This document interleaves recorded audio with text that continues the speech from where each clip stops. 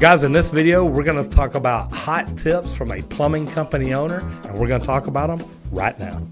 I'm Roger Wakefield, Lead AP, the expert plumber. I've been plumbing over 38 years, and I have every master endorsement in the state of Texas. On this channel, I'm teaching you everything you need to know about plumbing. If you haven't been here before, please subscribe so you don't miss anything. So guys, you want some tips from a plumbing company owner? I'm a good guy to talk to, and here's why. I've got 40 years experience, but what I've also got is I've got a lot of different experience. I have done residential, I've done commercial, I've done open shop, I've done union, I've done new construction, I've done service. So the question is, what type company did I open? Well, to be honest, if you're a plumber and you're thinking about opening a company, your profit margins are best by opening a residential service company. And I say that your profit margins are best if you can get good plumbers to work for you. Now, if you're already a good plumber, some of the other tips in some of my videos, guys, know plumbing. Make sure you know plumbing better than most other company owners. That's going to help you more than anything. One of the best instructors that I ever took continuing education from actually said, if you will get up every morning and study for 30 minutes to an hour about your trade, whether it's materials, whether it's equipment, whether it's techniques, whether it's state laws that are changing, whatever it is, study about your trade, and within 6 months, you will be in the top 5% of your industry. Guys, it's true. If you want to move up in your industry, study more and learn more and do more than most other plumbers. And I don't care if you're a plumber, an electrician, a roofer, whatever it is. If you want to be the best, study at it and learn to be the best. That's how you're going to make that one work. Okay, so figure out what kind of plumbing company you're going to be. Guys, do you want to build new construction or do you want to do service work? Do you want to do repairs? And the way that I ask people when I first talk to them about getting into the trades, do you like to build things or do you like to fix things?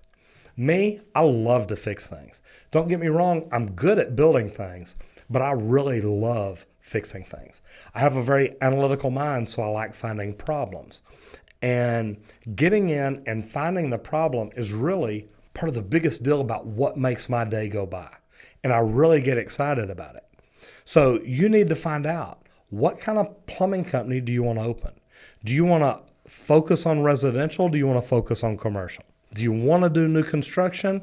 Do you want to do service? And then the tough one at the end of the day, do you want to be union? Do you want to be non-union? And I know these are all crazy questions, but they are things that you need to start looking at now to think about, to decide, what do I want to do? And guys, these aren't easy questions. I've told you what I did. I do residential, service work, and I'm a union contractor. But it's different for every one of us. You've got to make those tough decisions. You've got to think those thoughts, and you've actually got to talk to your wife and family and make sure that everybody's on board. I could not have just stepped out and done this on my own without the support from my wife and family at home to help me do the things that I need to do. One thing I'll tell you too, don't try to be the cheapest guy in town. If you think you're going to get big by being the cheapest plumbing company in town, you're going to be the busiest guy in town not making money. And the reason that I say that, plumbers have their prices set at this rate for a reason. You can do research and find out what your other plumbing companies are charging, but don't necessarily set your prices like that. Plumbing is not cheap. And if you're going to hire good plumbers, you're going to use good materials, guys, you cannot do that and be a cheap plumbing company. So networking, social media, videos.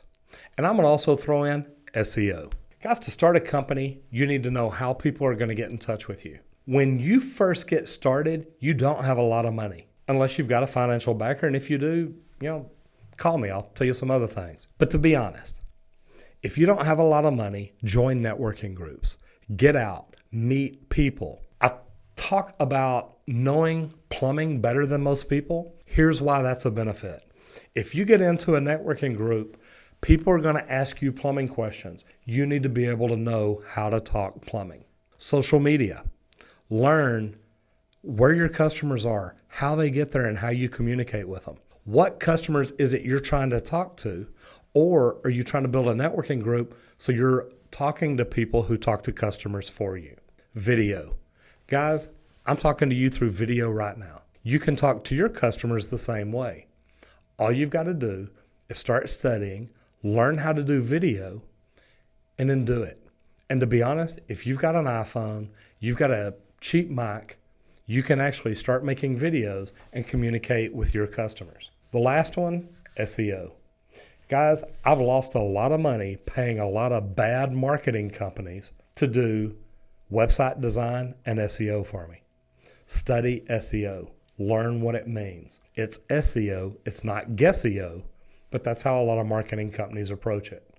Guys, if you're a plumbing company owner or if you're thinking about opening a company, please leave us a comment down below and let us know why you're wanting to do it and what kind of company it is that you're wanting to do.